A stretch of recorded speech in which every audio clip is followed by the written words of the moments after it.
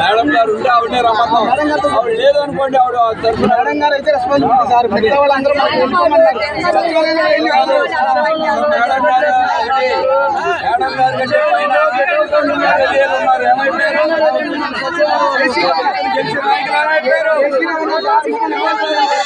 ఏమైపోయారు?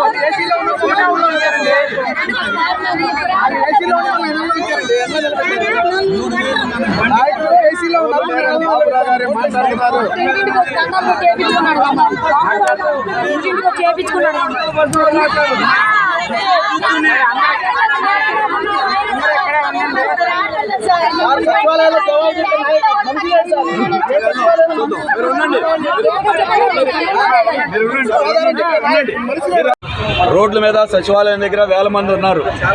వాళ్ళు ఇక్కడ న్యాయం చేయకపోతే రేపో మాపో అందరూ ఇక్కడికి వస్తారు. న్యాయం అందరికీ జరగలేదు, పేర్లు రాయలేదు, రాసినోడికి డబ్బు రాలేదు, డబ్బు వేసినోడు బ్యాంకులో డబ్బులు ఇవ్వట్లేదు. ఇన్ని రకాల సమస్యలు ఉన్నాయి. సర్వస్వం కోల్పోయారు. వాళ్ళు కోల్పోయిన వాళ్ళు ఆదుకోవాల్సిన బాధ్యత ప్రభుత్వం మీద ఉండి కార్యాలు చుట్టూ ఎన్ని రోజులు జరగాలి? ఎంతమంది దగ్గర జరగాలి? అందుకే ఈ రోజున ఏంటంటే వాళ్ళకి న్యాయం జరగాలి, ప్రతి ఒక్కరికి సహాయం అందాలి. ఇవాళ ఎవరికైతే రాలేదో వాళ్ళ దరఖాస్తులు తీసుకోండి, ఎంక్వైరీ చేయించండి.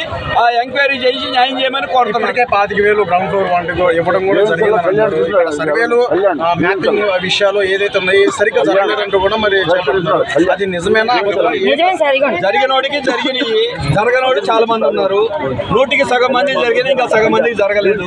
జరగనోడికి చేయమని జరగలేదు. వాళ్ళ జరిగిన వాళ్ళకి న్యాయం చేయాల్సిన బాధ్యత ప్రభుత్వం మీద ఉంది.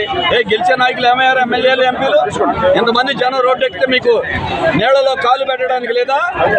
వాటి వరకు పట్టించుకోలేదు. ఓట్లప్పుడు తిరిగారు కదా. ఇవాళ వీటన్నిటికీ సమాధానం చెప్పి అందరికీ న్యాయం చేయించారు. నష్టకరానికి సంబంధించి మంజూరు చేయడం జరిగింది. 600 పైచీలకు కూడా ఇవ్వడం జరిగింది. ఈ నెలాఖరులోపు మొత్తం కూడా పడతాయి అనుకుంటారు. ఈ లోపు తొందరపడొద్దని కూడా చెప్పుకొస్తున్నారు.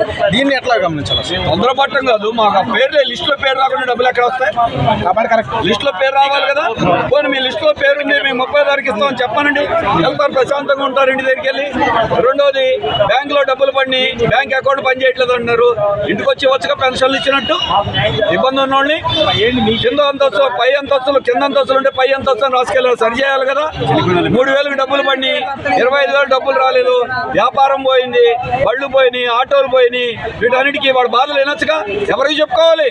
వినటానికే మీకు తీరిక లేకపోతే పరిష్కారం చేశారు ఎక్కడ అంటున్నాం. ఏమైంది? ఆ రోజు ఇంటింటికి వచ్చిన ఎమ్మెల్యేలు, నాయకులు, ప్రభుత్వంలో ఉన్నవాడు వాళ్ళు ఎందుకు వినరు? అందుకని వినమని వాళ్ళు వింటలేదు కాబట్టి ఇక్కడ కార్యాలయానికి వచ్చారు. ఇప్పటికైనా ఈ వచ్చిన జనానికి ఆ నాయకులు వచ్చి సమాధానం చెప్పాలి. మీరేం కోరుతున్నారు? ప్రభుత్వం ఏం చెప్పాలి? అందరికీ 50,000కి తగ్గకుండా నష్టపరిహారం ఇవ్వాలి, ప్రతి ఒక్కరి పేరు రాయాలి, అందరికీ బ్యాంకులో అకౌంట్లు లేకపోతే డైరెక్ట్గా వాళ్ళకి డబ్బులు ఇవ్వాలి. దాంతోపాటు ఇంట్లో పోయినటువంటి వస్తువులని కూడా గవర్నమెంట్ మీద రిపేర్ చేసి ఇప్పిస్తా ఉన్నారు. ఆ ఇచ్చిన మాటను నిలబెట్టుకోండి, వాళ్ళ జీవితాలు నిలబెట్టండి. మేము అడుగుతుంది అంతే.